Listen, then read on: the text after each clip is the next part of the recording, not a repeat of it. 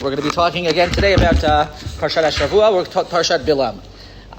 Now, Parshat Balaam is a fascinating parsha, and I always mention every year the point that I heard from my father, which I think is very, very important to really understanding Parshat Balak. Excuse me. Thank you for those of you who didn't correct me. Those of you who didn't realize, I'm sorry, but those of you who did realize and didn't correct me, thank you. Parshat Balak, but we're going to be talking more about Balaam.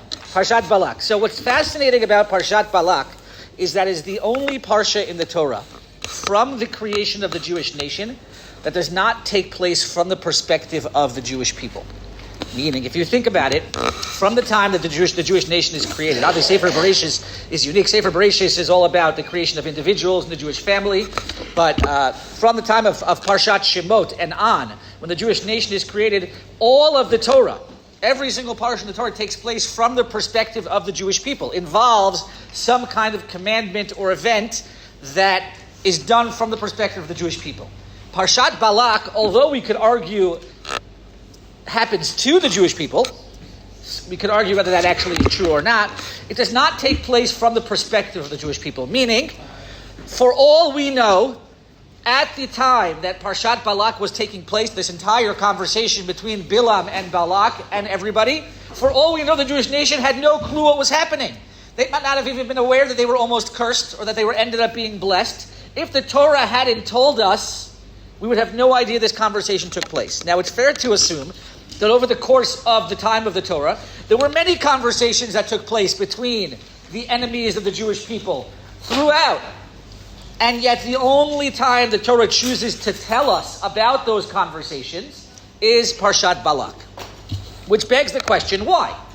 Why is it? There must be something unique or uniquely important about the story of Parshat Balak that is important for us, the Jewish people, and the Torah and everybody, all of us who, the Jewish nation throughout the years, that there must be important messages that we get from this parsha, and therefore the Torah chooses specifically to share with us a story that normally would not necessarily find its place in the Torah. And one of the questions we have to ask is why? What is so unique? So I think today we're going to explore a couple of important lessons that we get from this parsha, which will hopefully shed light on that question. And as always, we're going to begin with the very, very beginning of the parsha, just to set the tone, to introduce the topic. The parsha begins. We're actually not starting from the very, very beginning of the parsha, but the parsha begins with Balak realizing that the Jewish people are near him, are towards his territory, and he's nervous about the Jewish people and their strength, and therefore he decides to take action. And what action does he take? In source number 1, the Torah tells us, Vayishlach malachim el Balaam ben Beor. He sent messengers to Balaam, the son of Beor, Pisora, to the place called Pisor, Asher al Hana'ar, which is on the river, Eretz b'nei Amo likrolo, it's on the river next to his nation, to call Balaam, Lemor hine am yatzami Mitzrayim, hine chisa et ein haaretz v'hu yoshev mimuli. And the message he sends to Balaam is, there's this nation, they left Egypt, they cover the whole land, i.e. they've turned into a very, very big nation, and here they now sit opposite my land. Ve'ata lecha na arali, I would like to request to you, Balaam, please come and curse as ha'amazeh, this nation, ki atzum hu mimeni, because it is much stronger than me. Ulai uchal na kebo v'agarshenu. Maybe with your help, if you were to curse them, I would then be successful in smiting them and driving them away. Ki adati et asher tivarech mivorach v'asher taor you are. Because I know, says Balak, I know that any nation which you bless will become blessed, and any nation which you curse becomes cursed. Okay, so Balak seems to assume that there is some kind of unique and special power that Balaam has, and he has requested Balaam to come and activate that power towards the Jewish people because of a fear that Balak has for the Jewish people. Okay, and then the story continues. But I would like to take a step back and try to understand who exactly was Balaam. Where did Balaam get this power from? What exactly does the evidence show us regarding Balaam? We're going to see there's two main approaches. One would consider him to be a Navi, a prophet, Other sources seem to indicate that he was not necessarily a prophet, but he was more what's called a koseim, what we would call today, modern day, a koseim is a magician, but we're not talking about a magician, we're talking about a sorcerer. Okay, the difference between a magician and a sorcerer: a magician is a sleight of hand. A magician doesn't actually do anything supernatural, but we do believe that there were ksamim, people who were able, sorcerers in the times of the Torah, who were able to somehow have special powers. And the question is, where does Balaam fall on all of this? If he was a Navi, why was he a Navi? What gave him the ability to become a Navi? I'd like to understand a little bit better who exactly is Balaam and why Balak assumed that he had certain powers to curse/bless a nation. So let's see some of the evidence. If you look at source number 2, it begins with a braita that's quoted in the Gemara. Meisvei. Meisvei means the Gemara is about to introduce a question. We're in the middle of the Gemara. We're not going to see all the details there. But the Gemara says quite a braita. Shiva Niviim nitnavu leumat olam. The non-Jewish nations had 7 prophets. The Elohein, and this is who they were. Balaam ve'aviv. Balaam and his father Beor. Eov. Eliphaz haTemani. Veldad hashuchi. Shufar hanaamati. Ve'elihu ben Brachel habuzi. Okay, now we're not going to deal with all the different names on this list. I can't even say to be very honest, that I'm familiar with many of these names. Some of them I are. But for our purposes, it's very, very clear that according to this braita, Balaam is called a Navi. Okay. Not only do some sources seem to indicate that Balaam was actually a proper prophet, but there are some sources that seem to indicate he was even a greater prophet than Moshe Rabbeinu. Where does that come from? Look at source number 3. In Sefer Devarim, towards the end of Sefer Devarim, towards the end, the Torah tells us, "V'lo kama navi od b'Yisrael ki Moshe, asher yida'o Hashem panim el panim." There was no other Navi that arose amongst Am Yisrael like Moshe Rabbeinu, who knew Hashem face to face. Now, the Medrash in source number 4 tries to understand. There's one extra word in this pasuk that seems somewhat superfluous. What's the extra word in this pasuk? Yisrael. Why does it say there was no other Navi amongst Yisrael? We know that we're talking about Bnei Yisrael. Says the Medrash something astounding. Lokam Navi od b'Yisrael. Source number 4, Ki Moshe b'Yisrael. There was nobody amongst Yisrael Ki Moshe. B'Yisrael lokam, aval b'umot ha'olam kam. The Torah says Yisrael because there was no other Navi like Moshe amongst the Jewish people. But outside of the Jewish people, i.e. amongst the Jewish nations, there was a Navi who was as great, if not greater than Moshe. And who was that? Balaam Balaam ben Beor. Balaam was greater. In what way was he greater? And the Medrash then goes on to list 3 different ways that Balaam was greater than Moshe. There were 3 main differences between the prophecy of Moshe and the prophecy of Balaam. Moshe lo haya yodea mi midaber imo, uVilam haya yodea mi midaber imo, shene'emar ne'um shomea imrei el. Moshe did not always know who was speaking to him. And I have to assume that this Medrash is referring to the first time that Moshe is spoken to by God, because we know that most of the time Moshe did know who was talking to him. But the first time that Moshe is introduced to God, right, all of a sudden he hears a voice, and he doesn't necessarily know who it is. He sees the burning bush. He has no idea what's going on. So Moshe didn't always know, whereas Balaam, according to this Medrash, had an understanding of who he was communicating with, which indicates a higher level. As the pasuk says, "Ne'um shomea imrei el," that this is the speech of somebody who hears the voice of God. So Balaam identifies that he's talking to HaKadosh Baruch Hu. Continues the braita. Moshe, or the Medrash, excuse me. Moshe lo haya yodea matai midaber imo ad shenidaber imo. Moshe had no idea when God was going to speak to him.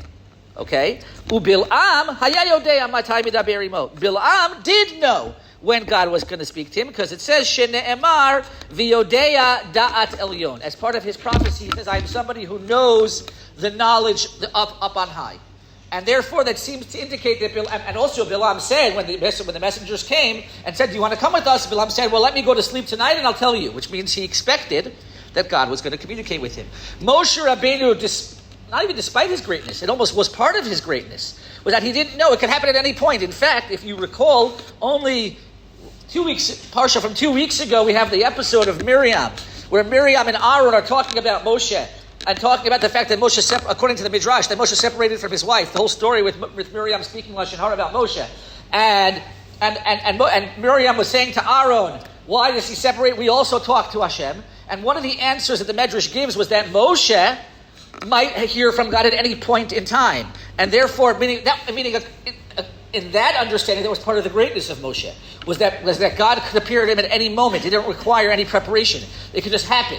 As opposed to Miriam and Aaron, which on a lower level, it didn't always happen, and it wouldn't necessarily happen at any time. Here, the Medrash is putting that in a different perspective, that it wasn't just that it could happen at any time, but Moshe never knew when it was going to happen, whereas Balaam knew when it was going to happen. The third, and this is another interesting one, we're going to see that this third suggestion doesn't fit 100%, but we'll see. Moshe lo haya medaber. Sorry, one second. Moshe lo haya medaber imo ela kishuhu omeid. Moshe, God would only speak to him standing. Moshe had to be in a certain position. He had to position himself in a certain way. Shene'emar v'ata po amod imadi. God said to Moshe, I want you to stand here. Moshe's prophecy only occurred when he was standing. Uvilam haya medaber imo kishuhu nofel. Balaam, sometimes God would even speak to him when he was sleeping. When he was sleeping, he was lying down. He didn't have to stand, which the Medrash here seems to indicate that Balaam was greater. We're going to see later that another Medrash seems to show the opposite, that this actually indicates that Moshe was greater, because Balaam, God only talked to him when he was sleeping, as opposed to when he was awake. So you see the Midrashim are highlighting different aspects. This Medrash seems to say, or says clearly, that Balaam was greater. The fact that Balaam could even access God sleeping, or while he was lying down, indicated that he's on a greater level because he had easier access to God. Ends the Medrash with something very, very interesting. Last line on source number 4. Mashal lema hadavar domeh. What is this similar to? Litabachol shel melech v'yodea kama hotzaot yotzot lemelech al shulchano. It's like the private butcher or the private butler of a king. The private butler of the king knows all the inner workings of the home. And I was thinking about this mashal a little bit. I was thinking about it from my own personal. I grew up in my family, and we were blessed enough that we had a live-in housekeeper. And I remember one time growing up thinking about how this housekeeper, her name was Daphne Johnson, a wonderful woman, African-American from Toronto, not Jewish, she knew everything about our family. Like, if anyone wanted to know what was going on, like, because someone who lives and is your butler or is your housekeeper or is your maid, they know the family from top to bottom. They know every little thing. You want to know dirt on the family. You want to know the idiosyncrasies of the family, right? So, it's interestingly enough, what is the Medrash comparing Balaam to? He was kind of like God's God. He was on the one hand, the maid or the housekeeper or the butler is not the most respected person in the family, but they're the person who knows the most. So it's almost as if Moshe was God's special guest, and therefore he only came at certain times. He had to be standing. And there's something very unique about that. And yet Balaam, Kiviyachol, was like God's butler in that he had a different relationship, more accessible, maybe less formal, which came with greater knowledge. Came with a certain deeper understanding. So it's a very, very, I think the imagery that the Medrash is giving is very, very interesting. And yet it seems to be describing somebody who had a tremendous amount of power, had a tremendous amount of koach. And yet, other sources seem to say the exact opposite.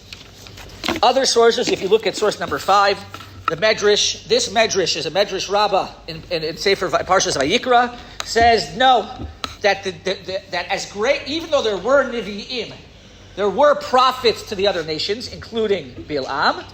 All the prophets of the Jewish nation were on a lower level than the Jewish prophets. And it lists a number of different proofs, some of which I think we've heard before.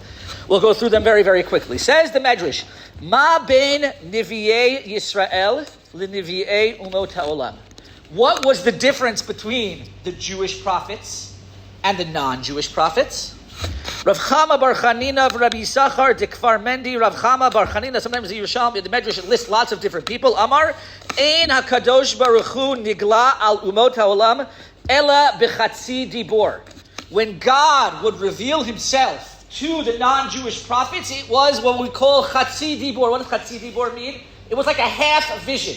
It wasn't, like we know, the Torah describes God talking to Moshe, panim el panim. It wasn't as face-to-face. It was like half of a vision. How do we know? Says the Medrash, Kama de Tamar, because we know in this week's Parsha, in Parshat Balak, the Torah tells us, Vayikar Elohim el Balaam, that God, the word Yikar, chanced upon Balaam. What letter is missing from that word? What word is usually used?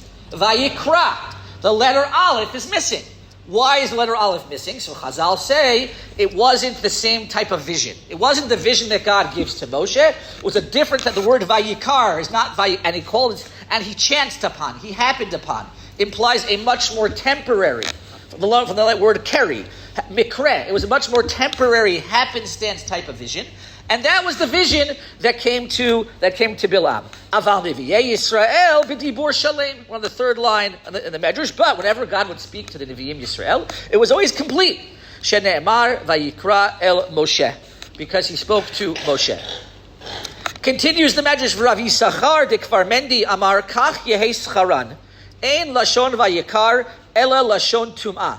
Another person in the Medrash comes and says, not only does the word vayikar imply happenstance from the word mikra, Vayikar is also a language of impurity. Why is it a language of impurity? The word keri refers to an emission.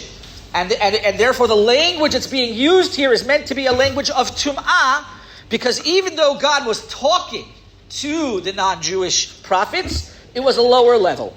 Aval Nevi'ei Yisrael b'lashon kiddusha u'b'lashon tahara. But God would always speak to the Jewish prophets in a much greater way.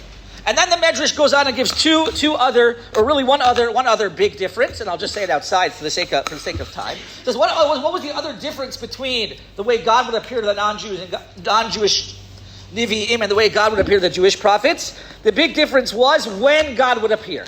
When it comes to the non-Jewish prophets, it was always balayla. God appeared to Balaam during the nighttime when he had a dream. When did God appear to Lavan when he was chasing after Yaakov? It was during the nighttime. God would always appear to the non-Jewish prophets at night, as opposed to the Jewish prophets when he would appear to them during the day. Now, what's the difference between during the day and at night? So the Medrash goes on to explain. He gives a couple of different suggestions, but the main difference is, it said it's like somebody who goes and spends time with his wife versus spending time with his mistress.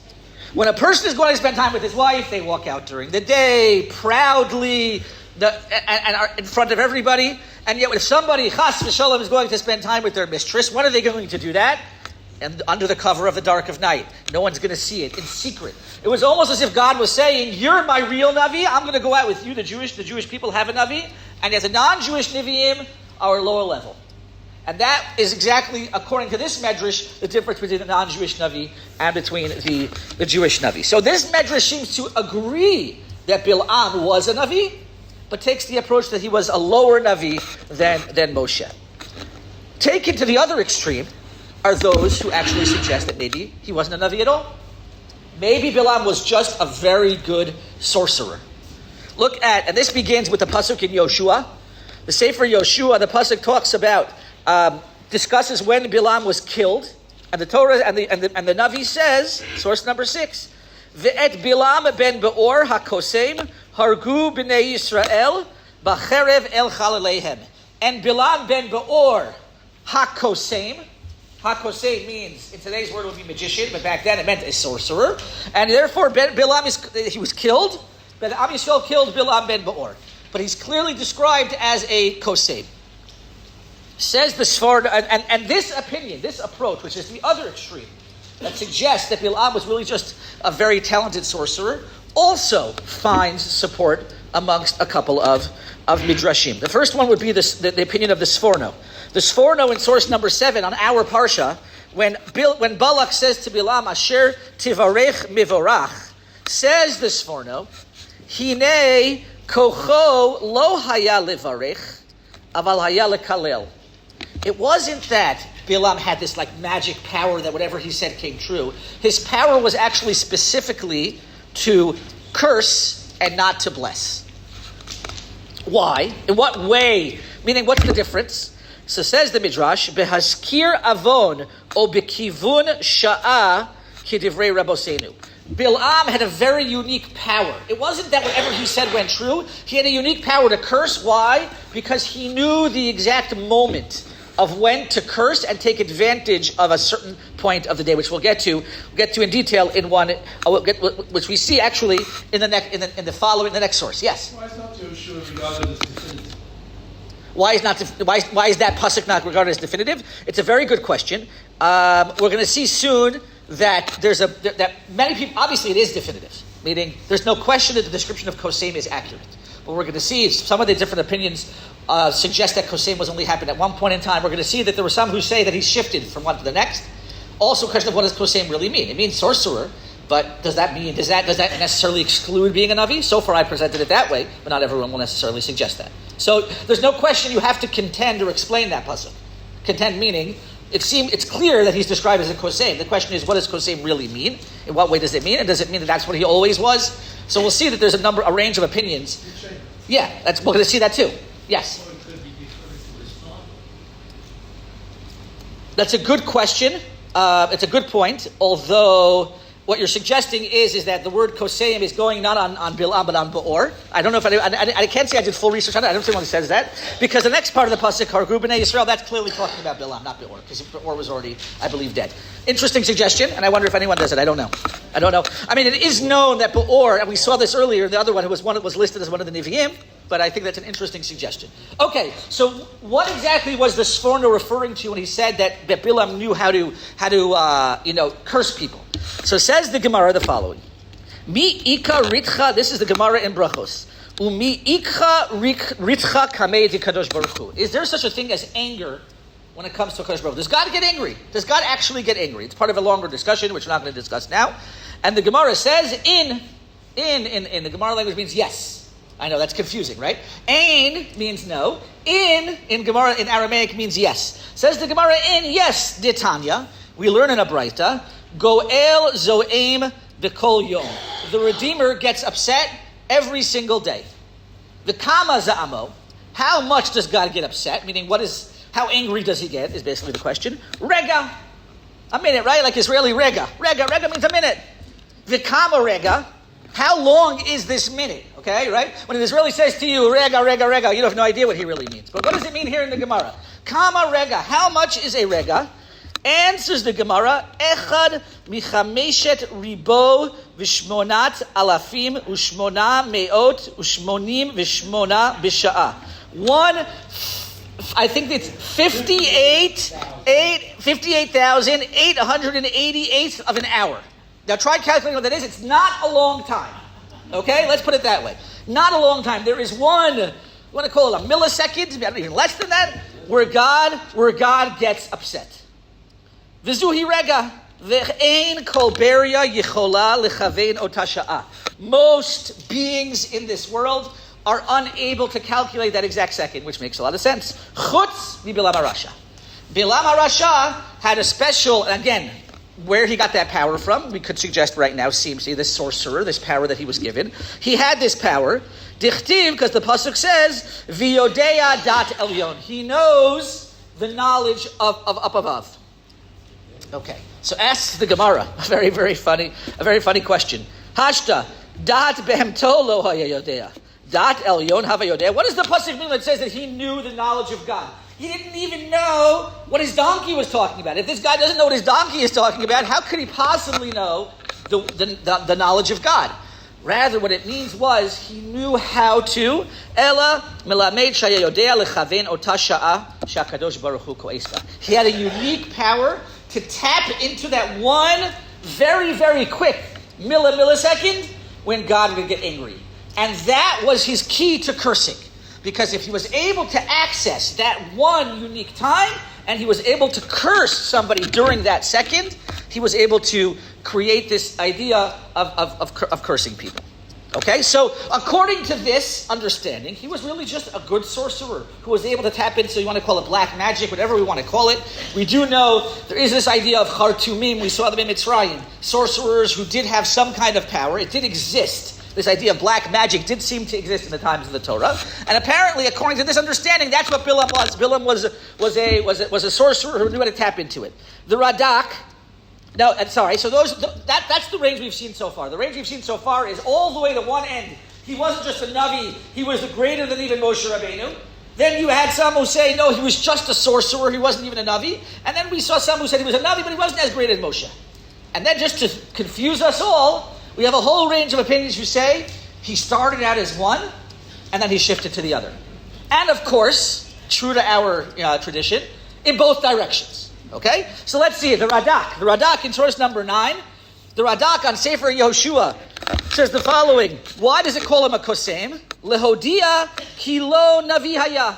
Tells us that this wasn't a Navi, ela Kosem. He must have been just a sorcerer. He wasn't. The reason the Navi is mentioning that is to stress that the essence of who Balaam was he was a sorcerer. He was not a prophet. So then what about the prophecy that we see, the brachot and the klal, everything that happens in Parshat Balak? Says the Radak, Nevuato haita lisha'a o lechavod Yisrael. At some point later on, he became a Navi during Parshat Balak, all for the purposes of giving the bracha to Am Yisrael. Ba'elav malach Hashem ledaber hanivuot hahim. He kind of was given this extra power temporarily in order to be able to bless Am Yisrael. So he started out as a Kosem, and only later on was he given this power temporarily to be a Navi. That's one direction. If you look at source number 10, the Gemara in Sanhedrin says the opposite. That Balaam ben Beor HaKosem. The Gemara quotes the pasuk from Yoshua, asks the Gemara Kosem, was he really a Kosem? Navihu. Well, he was a prophet. Why are you calling him a Kosem? Amar Rabbi Yochanan, Bitchila Navi, Ulevasov Kosem. He started out, he was a Navi in the very beginning of his life, and up until the story of Balak, he was a Navi. But what happened? He lost his Nivuah. And he was only a Kosem at the end of his life when he died in Sefer Yoshua. Now, why did he lose it? Says Rashi, Ulivasov, Shenatan Einav Likalel et Yisrael. Since he had the Nivuah, he then tried to use that Nivuah to curse Am Yisrael. Therefore, Nitla Mimenu Nivuah V'naseh Kosem. He lost his opportunity. He lost the power of prophecy. And now he became a proper sorcerer. Okay, so we have one opinion that says he started out as a Kosem, became a Navi. One opinion says he started out as a Navi, became a Kosem.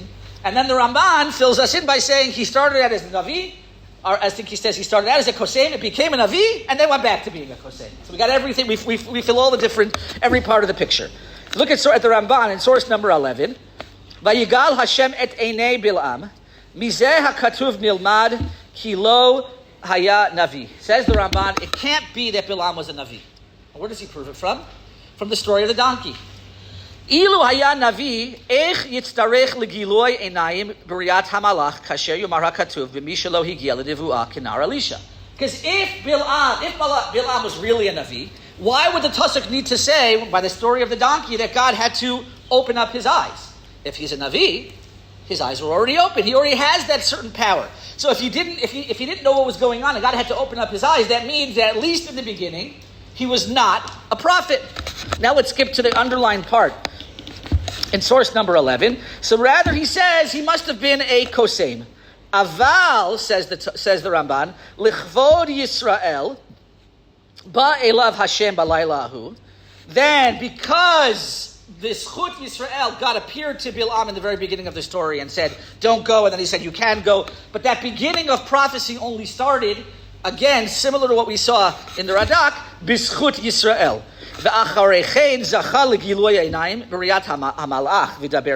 He then continued to get a greater level when he got to see the malach in front of the donkey. And then, Uvasof Allah lemalat machazeh shakai. And then he got an even greater level of prophecy when he blesses the Jews. V'hakol ba'avor Yisrael u'lichvodam. And this was all, again, to honor Am Yisrael and to give them a bracha. But then says the Rabban very clearly what happened.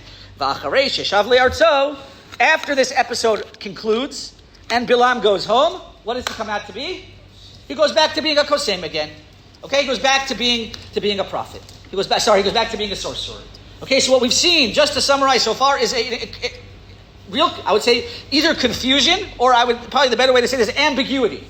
Ambiguity regarding who is this person Balaam. We see some who say he was one of the greatest Nevi'im ever. We see some who say he was a Navi, but he wasn't so great. Others suggest he was a Kosein. He was just a great sorcerer. He had special powers he was able to tap into. Then those who say he oscillated, between one and the other, depending on the circumstance. But then the question becomes, first of all, why would there be so much ambiguity, number one? But number two, based on all of this, what made Balak think that Balaam had the power to curse and to bless? And I'll take the question a different way. We generally let's say two ways. Number one, if he was just a Kosein, if Balaam was just a great sorcerer, what does that have to do with cursing or blessing? Okay, number one. Number two, even if he's a Navi, let's think about for a second in our Jewish history what Nevi'im generally did. What was the role of a Navi? Anyone want to just summarize? Well, what did the Navi do? He improved people's behavior. Excellent, but how did he do that? How did he try to improve it? What? Let's say it this way. What power did the Nevi'im in our history actually have? Did Nevi'im bless and curse people and make things come true in the future? No. Based on the things they said? No. They could sometimes predict the future, right? The Torah talks about what happens if you have a Navi, and one way to find out that somebody's a false Navi is if they predict something that's going to happen and it doesn't happen. Sometimes they can predict the future. Other times they can say, bring a warning or a message from a Kadosh Baruch Hu. Did Nevi'im ever curse or bless? Not in this way, no. So the question becomes, whether we say they were a Kosein or they were a Navi, where did we get the idea? Or why would Balak therefore assume that Balaam's status would enable him to curse slash give a bracha? So let's start first with the understanding that maybe he was a sorcerer. If he is a sorcerer, why does that therefore enable him to bless or to curse? So we already saw, yes? Good, correct. It is like voodoo, by the way. Again, lahavdil simply because we're talking about the story of the Torah, but the description does remind us, I said black magic. Maybe the idea was what we just said a second ago, a couple of months ago. We learned in the Gemara that if he was a sorcerer, he knew how to tap into the moment when God got upset. If he knew how to tap into the moment God got upset, that was his power. Maybe Balak was basically saying to Balaam, I want you to come and curse these Jews because I know that you have the ability to tap into that 1 second of the day, millisecond of the day, and through that I want you to curse the Jews. That could be what it is. The problem is, how does Balak describe Balaam? He doesn't just say, if you curse, it curses. How else does he describe him as? Eit asher tivarech mivorach, v'asher ta'or you are. Whoever you bless becomes blessed, and whoever you curse becomes cursed. Is that really Balaam? Balaam is a sorcerer. He knows how to tap into this 1 second. Where did Balak get this assumption from? So the Medrash actually suggests that Balak knew this based on past experience. There were 2 previous stories that don't take place, that are not mentioned in the Torah, where Balak and Balaam had encounters. And based on those encounters, Balak thought that Balaam had special powers beyond what he actually had. What were those stories? So look at source number 12 for a second. Source number 12 is a Medrash. Ki adati et asher tivarech mivorach. Whoever you bless is going to be blessed, and whoever you curse is going to be cursed. Ask the Medrash, Mina hayodea shebisha. How does he know this? How did Balak know that Balaam had some kind of power like this? Answers the Medrash, Shebisha'a shebikesh sichon lihilachem b'Moav. There was a moment when Sichon wanted to fight with Moab. Hayamit yarei shayu giborim. He was afraid because he knew that Sichon and his people were very, very strong. Sichon was nervous that maybe Moab was very strong. So what did Sichon do? Sichon sachar et Balaam ve'aviv likalel et Moab. So Sichon hired Balaam and his father to curse Moab, and then as a result, Sichon was able to capture land from Moab. Which means that Balak saw this. Balak saw already a previous engagement where Balaam was hired to curse somebody, and as a result, those people who he cursed were defeated. Yes? Maybe Balaam was So that's what somebody else suggested. Although, again, it could be that reads that well in the pasuk. Why was his father Mentioned. So no. Here, the thing is, if you look at the first Gemara that we saw, the Braita also mentioned both Balaam and his father as Nevi'im. So it's a little bit tricky. They both seem to have had this status as a Navi and as a Koseim, and again, this middle ground. But what we see from this story, ladies and gentlemen, is that we see already that Balak had experience with Balaam. Balak's experience with Balaam was, he already cursed Moab, and as a result, Moab was defeated. And therefore, I know he has the power to curse. What about the power to bless? Where do we know? Where would Balak have gotten that Balaam has the power to bless? So if you look in source number 13, the Orach Chaim quotes another midrash. Source number 13, Ki Yadati V'Gomer. Yitpa'er al pi divreihem she'amru she'Bilam barech et Balak she'yeh melech. There was a moment in time in the past, I don't know exactly when, this is quoted by the Medrash. At some point, Bilam ran into Balak while he was still just a regular guy and said to him, "You're going to be king someday." And then when Balak became king, he remembered, oh my God, this guy Balaam, he knows what he's talking about. Number one, he helped Sichon defeat Moab, so he's able to curse people. He's also able to bless people because he gave me a bracha. He said, "You're going to be the king," and look, I became the king. But, says the Orach Chaim, but that was just a fad. That was just a facade. Really, all Balaam was able to do was curse because of his ability to be mechavein to that 1 second, millisecond, when God got angry. What about this bracha? So says the Orach Chaim, Balaam was very, very, very shrewd.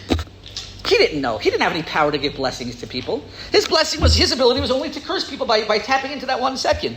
But what did he do?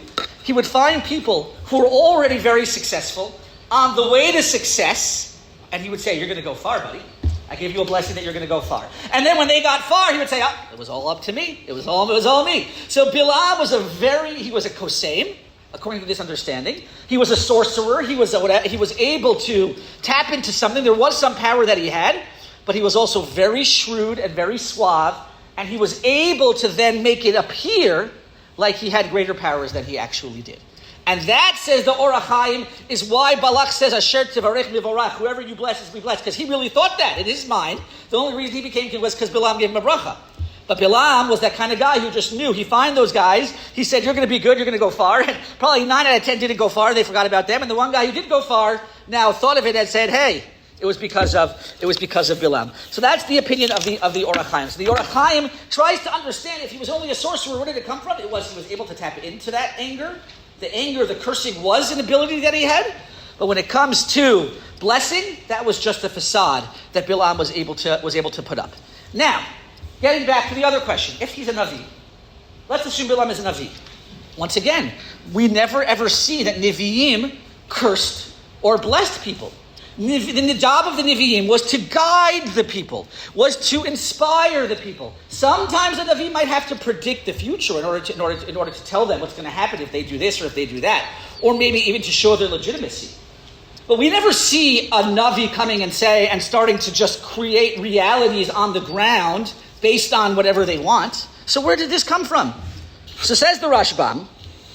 The Rashbam says this is also it wasn't not a misunderstanding, but Balak was taking things a little bit farther. Balak knew that he was just a prophet, and this isn't what prophets do.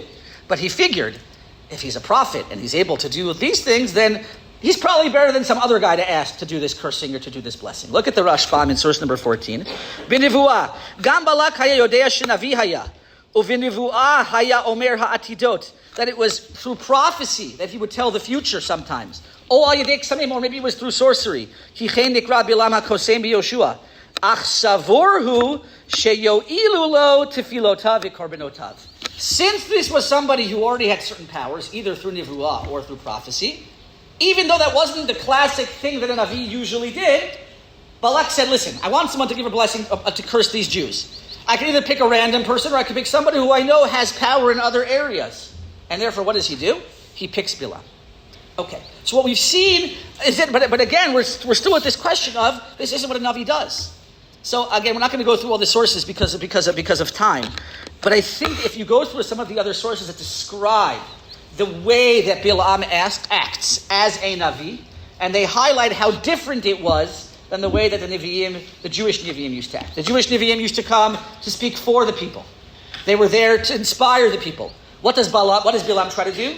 Destroy a people. Not only does he try to destroy people, he also causes the people to become even less moral. Jewish Nevi'im were there to create morality. Balaam causes the people of Midian to become less immoral. The contrast, and this is in source number 15, the Medrash dimension, I'm going to say it outside now just because of time. The contrast is huge.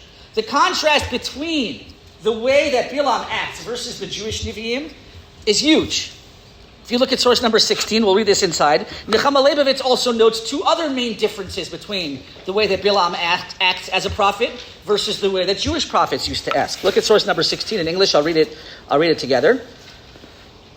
In what lies the contrast of the above comparison? The prophets of Israel do not themselves run after prophecy, right? The most prophets, what happens when God says to Moshe, I want you to go to Egypt? Send somebody else, okay? We also see the story with Yonah. We see other places where the prophets are not running for prophecy. They're running, if anything, away from prophecy because they don't want to deal with the responsibility. On the contrary, the prophets of Israel do not themselves run after prophecy. On the contrary, a glance at Exodus 3-4 or Jeremiah 1 reminds us that they objected, as a rule, to the sudden imposition of responsibility from on high. Far from seeking it, it was thrust upon them. Balaam, on the other hand, hankers after prophecy and strives through magical means to obtain such power, to force it down from heavens, as it were, through the medium of 7 altars, 7 Balaks, enchantments, and solitude. Another difference between Balaam and the true prophets has been noticed by our commentators. The prophets of Israel continually emphasize the divine authority. Whenever a Navi introduces their Nevuah, they start Ko Amar Hashem. Okay? We don't see that from Balaam. We say, right, if anything, Balaam quotes himself. Right? He says, Numa Gever Shesuma Ayin. I'm speaking, he describes himself.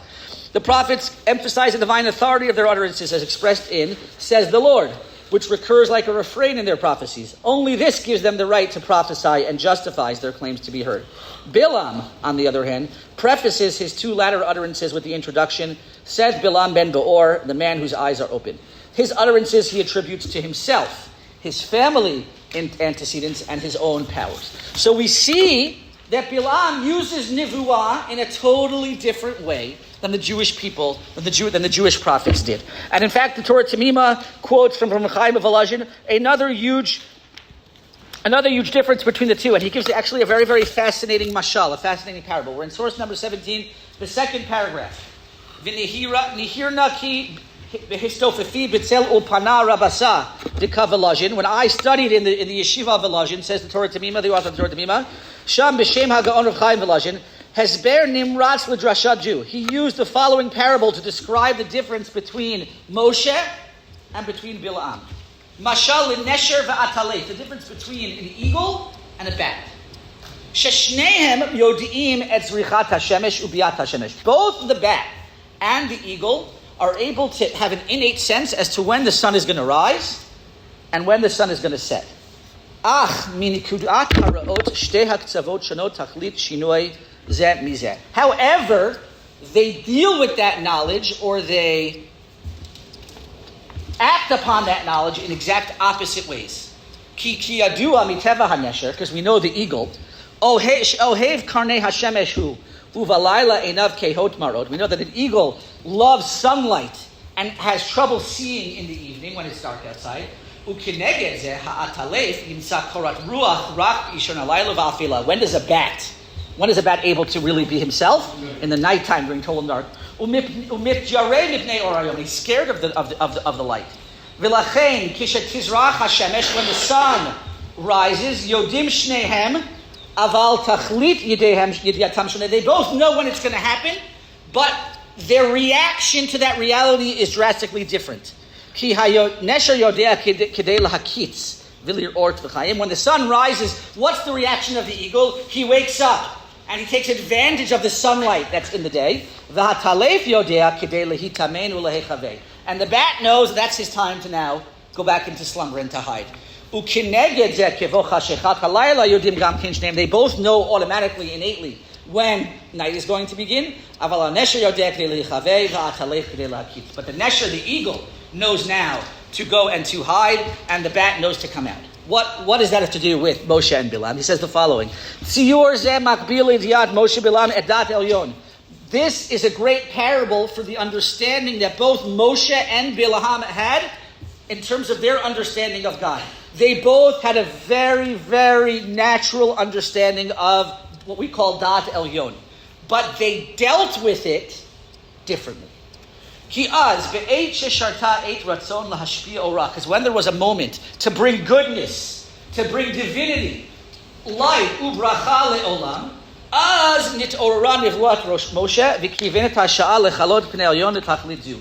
then Moshe would come up and take advantage of that opportunity and use it, and I think he's also representative of other Nevi'im, he would use that knowledge and use that opportunity to bring more light into the world. Moshe knew when God was in a moment where he could bring more light into the world, and that was when he jumped. That was when he was like the eagle jumping up in the middle of, as the morning comes up, to take advantage of the day. Balaam also knew when there was a time to bring goodness into the world. But he would hide. He would run away from those moments because he didn't want to take advantage of those moments. And he would, at those moments, he would act as if he didn't know God. He wanted no part in bringing out the ore, the light, and the goodness into the world. In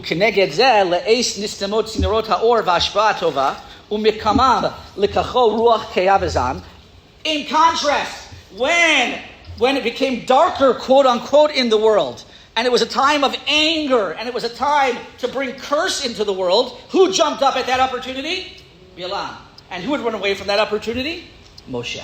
And therefore, says Torah to me, I think this is a beautiful way to summarize the difference. It's true that Balaam acted in a way that no other Navi acted. But says the Torah Tamima, it all came from one main point, which was a connection to God. Nevi'im, specifically Moshe and Balaam, were given very intimate understanding and knowledge of HaKadosh Baruch Hu. That's what a Navi is given. The question then becomes, what does that Navi do with that understanding, do with that knowledge? Moshe Rabbeinu took advantage of that opportunity to bring light into the world, to guide the Jewish people, and to guide them to become moral and people full of Torah and mitzvot. And most of our Nevi'im in Jewish history did the same thing.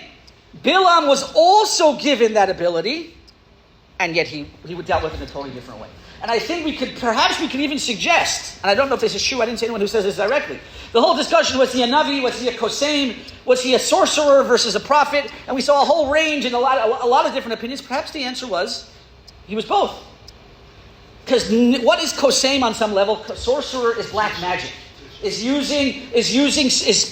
he was a Navi who chose to use that prophecy, that closeness to God, and use it in a certain way that made him similar to a Koseim, channeling into the time of anger, using it for destruction, cursing people. And that was what Balaam did. Balaam was given this unique power.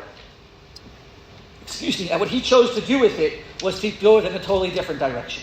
Which leads us to one final question. The final question that I have is, why? Okay. If this was how Balaam acted, why would God give? And let's even without knowing how Balaam was going to act, okay? Let's take a step back. Every person has free choice. Why would God give a prophet to the non-Jewish people? Right? We generally have most of the prophets. Why was there such a thing as and we saw that there were 7 of them. Why would God give seven prophets to the non-Jewish people? So the standard understanding to this is Rashi quotes it in source number 18, and it was also quoted in the Medrash that we skipped, but the beginning of it was basically, God gave a prophet to the Jewish nation so that they wouldn't complain. Look at source number 18, and says Rashi, V'im tomar, this is our Parsha. If you're going to say, Hishra HaKadosh Baruch Hu Shechinato Al Goy Rasha, why would God give divine knowledge, intimate divine knowledge, intimate connection to God? We usually associate connection to God with a high level. And if Balaam wasn't on a high level, then why was he given it? Why was this intimate knowledge given to a Rasha? So says Rashi, and he's quoting a midrash. So the other nations won't complain. Lomar, to say, if we had only had Nevi'im, we would have. You're punishing us for acting immorally, not acting appropriately. It's not fair. You didn't give us a Navi. You gave them a Navi. They had the prophets. The prophets told them how to act, and that's why the Jewish people act the way they do. We weren't given it. So in order to preempt a complaint by the Jewish people, Hamid lehem Nevi'im, he did give them Nevi'im, and what was their reaction? What did they do? Vehem partzu geder leolam. And they broke through, and they caused sin and immorality. Shebetchila hayu gidurim ba'arayot. Because initially, even the non-Jewish nations kept to a certain sense of morality. And yet we know that Balaam, what happens after this story at the end of Parshat Balak is the whole story of the women of Midian coming and seducing the Jewish men. Where did that come from? According to Chazal, that was Balaam. Balaam knew that this was something that really bothered God, and he convinced them to act immorally. So what the Medrash is saying is God gave them this because it was that way they wouldn't complain. And yet, what did Balaam do? What did the other Nevi'im, the non-Jewish Nevi'im do? They used it for immorality. They took this power and they used it in an appropriate way. And therefore, God took it away. And that's why there's no Nevi'im, or there were no future Nevi'im. I believe that we could take a different approach to this. And to suggest that the reason why God gave a Navi to the non-Jewish nations wasn't just simply because, so they wouldn't complain. But if we take a step back, and again, take a bigger picture to what's God's relationship with the non-Jewish people, right? We all know, and again, this is a larger discussion, but just to speak about it briefly, we all know that God calls Bnei Yisrael, B'ni B'chori Yisrael. By definition, if we're the Bechor, what else are there? Other children, right? If we're the firstborn, then there's other children, which means what's God's relationship with the rest of the world? Also as a father to a child. Ultimately, we may have you want to call it unique, you want to call it special, however you want to describe it, or you want to call it chosen for responsibility, okay, whatever you want to call it, perhaps the reason why God gave Nevi'im to the non-Jewish world was because God also wants them to be moral. God also wants them to do good. The problem was, God saw what happens when you give this power to nations that don't necessarily have a way to deal with it, or a way to control it. And so it wasn't just because, what are they going to say? It was because HaKadosh Baruch Hu was saying, I want the entire world, right? That everybody will eventually come to have a world of morality. But what happened was God gave that power, and it was misused, so God had to take it away from the non-Jewish nation. But if God took it away, now he's left with a problem. How is the rest of the world going to now be able to come to God? If they're not going to have the Nevi'im, and we're going to have the Nevi'im, so then who's going to show the rest of the world how to come to God? Who? Exactly. That's our mission. In a way, it's almost as if, and I have in my notes here from previously that I saw this idea in a Hirsch, but I can't find it. But perhaps the idea is that before this, everybody was going to have their Nevi'im, and they were all going to come to God in their own way. Once God no longer was able to give Nevi'im to the non-Jewish world, because of the abuse of that power or that role that was being given, God needed now OUIsrael to step in, to be the Amlechet Kohanim V'Goy Kadosh, to be the nation that's going to have the Nevi'im, that's going to have the leadership, that's going to show them a certain way, which we then will create a certain Torah society that will act as, we call an Or Lagayim, in order to model that to the rest of the world. And so Parshat Balak, which takes place very, very close before OUIsrael about to enter Eretz Yisrael, is almost as if we're learning a very important lesson here. It's the lesson of why we're here and what our role is in the world. We see the example of where Balaam takes advantage of the power that was given to him, and as a result, that power was taken from the non-Jewish nation, and instead that responsibility was now given to us. Right before we enter the land of Israel and begin to become that very, very long road towards creating this nation or this society that's meant to show the world about God, we have this story of Balak and Balaam, and we see why the other nations could no longer have prophets, which then requires us on some level to step in and act as their guides. Thank you all. Yes, I'm sorry. I'm going to end. I'm happy to take the question, but I want to give everyone a break so that Rabbi Finkelstein can start in a minute or two.